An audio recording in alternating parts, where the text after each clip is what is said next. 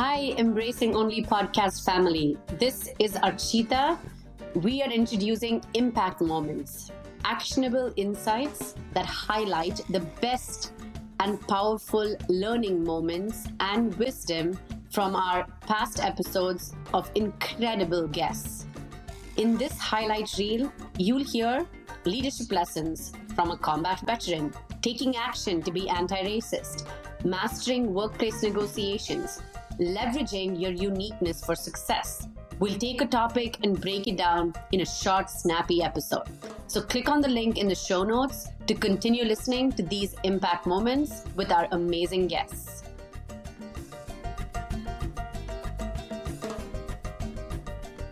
You talk to a lot of women, a lot of younger women that want to help, that want to make the world a better place, but they can't figure out exactly what path to go down. So can you talk to us a little bit about how you turned that empathy for other women and that empathy for people in general? You're making good money. You're going to have to make a sacrifice. How did you turn that empathy and that desire to help into act? How did you make that shift?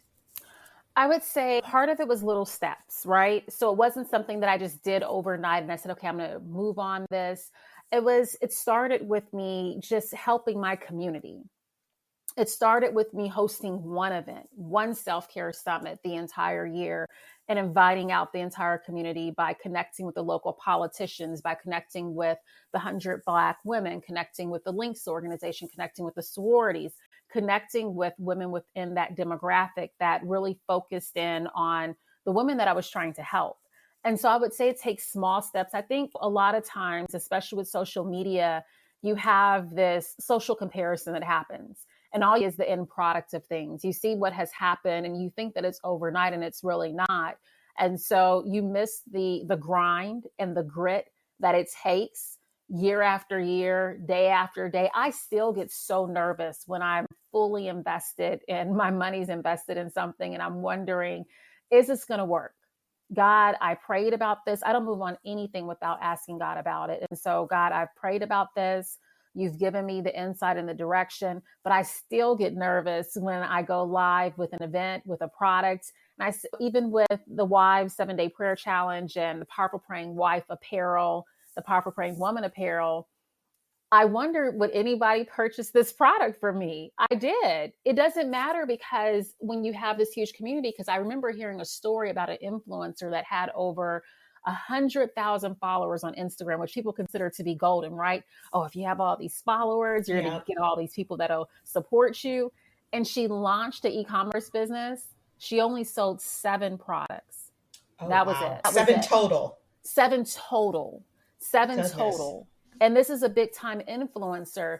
So that's where I think it's so very important that you learn about your demographic and what they want, but that you also make sure that you're having a conversation with God on whether or not you should be doing this. And so that for me is really the core of everything that I do. And the spirit of what I'm doing is how can I help? How does this multiply? How does this reach women and support women in what they want to do? And so I feel like when your intentions are good and they are truly to help and benefit others, the opportunities will come your way.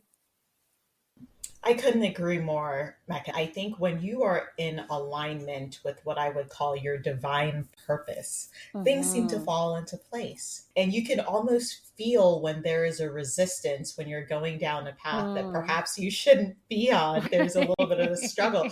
But it's so interesting because you're balancing, okay, is this a path I shouldn't be on? Or is this the grit and the grind and the clawing and the scratching that you need to do? Right. Put in that hard work to get to your ultimate purpose. It can be confusing to decide. So let's back up just a little bit because you said something else that I think is really important for our audience to hear and something that we've been talking about with, oh my goodness, basically every woman that we've interviewed during season 3, and it's the power of network. So when you talked about getting started and you said you took your first step and you did your first event in the community and you connected with this person, you connected with that person, you said connect a lot. So what advice can you give folks? Because there are so many people out there that think that they can go it alone, right? That they think that I just have to work hard. I just have to put my head down. My work will speak for itself. What advice do you have for women or men that are listening that haven't really leveraged their network? Olivia, I think that's a great question. And networking for me, it takes me back to my experience being an enroader, being a part of Inroads in college and my internships, and really the faculty and staff at Inroads that talked to us about the importance of networking, but how they would always say it's who knows you. And that is so true, because I believe that entrepreneurs can get in this silo in this space. And I see how easy that is for it to happen, where you're inside your brain and your thoughts and what you're dreaming of and how this passion of yours is going to turn into this amazing, phenomenal product or idea. But if no one knows you, exactly how are you going to market to that audience? You can be the best kept secret ever. And I will say there are so many dynamic, phenomenal people that have phenomenal services they provide and products. But guess what? The people that are actually, and this is me being honest, people that are subpar, that are not even exceptional, are blowing them out the water. Because guess what? The person who is not even where the other person is when it comes to talent, it's the fact that they have a network, and the network is so amazing and it's so big. Another part that I would say to networking is you should never wait until you need something to start networking, because it's not authentic. It's never authentic. And people can feel that when they are speaking to you, when you are reaching out to them about something. They can really identify whether or not it's genuine or not. And so over the past 15 years, I have grown an email list that has roughly 14,000, I think I'm around 14,000 emails on that email list. Because literally I would go to networking events a long time ago when I first started in my career, and I would take those cards. I would say, it was so nice to meet you. And then I would add that email address into my email list. Now there's more sophisticated ways to go about doing that. I think there's like actually a tool where you put your cards in and it automates everything for you. But that's what I would do. So I would connect with the person. I would see them again at the next event. It's important to remember people's names. That's important to people, that you remember their names when you see them. And then find groups that you are passionate about. So again, I'm a mom now and I'm a wife now, but when I was first on the networking scene in Atlanta, professional network, and this is for those of you who are wanting to increase your network, or for those of you that are just coming out of college and you're like, how do I get my network? Identify what your passions are. Identify what really moves and drives you, and identify where you need to be. Because that's exactly what I did. I had a list that I created of all the organizations that I wanted to be a part of, wanted to learn more about. And I literally created this calendar for each month of where I would go to a specific event and I would connect with people. And a lot of times, Olivia, it never feels good when you're the only person in the room and you don't know anybody. So you get in the room and there's no one that you know. But that's a part of networking. Like, that is a part of networking. And if that is something that makes you nervous, then join Toastmasters or something that pushes you out there to really elevate your speaking skills. But that's something that you have to do. And so a lot of times, these networking events, just like I tell the women that are part of our ring formula that we coach through dating, is that I would not go with someone that I knew. Why? Because what ends up happening when you go to a networking event with someone that you know is the girlfriend that you've come with. Immediately, when you're having that dead time and there's no one to talk to, you go back to the girlfriend. That was an opportunity for you to meet somebody else in the room, but you go back to your place of comfort. So I would push myself to actually go by myself, have the butterflies in my stomach, but I would meet so many more people that way. And that is truly when I actually launched my first product, when I launched the marriage and couples retreat that we do, the audience was already there because I had built upon it for so many years.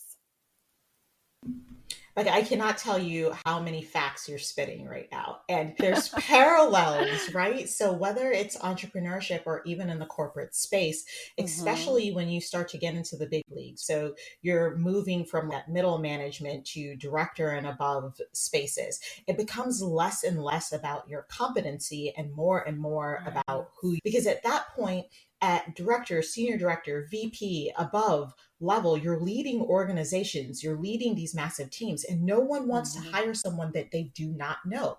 Like, they Right. want to know that you're not going to blow up their organization.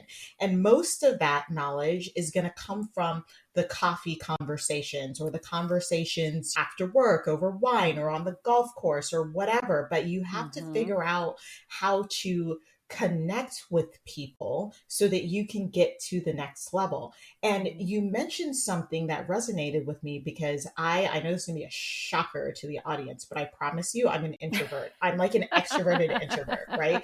So the thought of going to an event by myself literally makes me want to throw up. I'm not gonna lie. It makes me want to barf. But you also gave a great tip that I just want to highlight for the audience.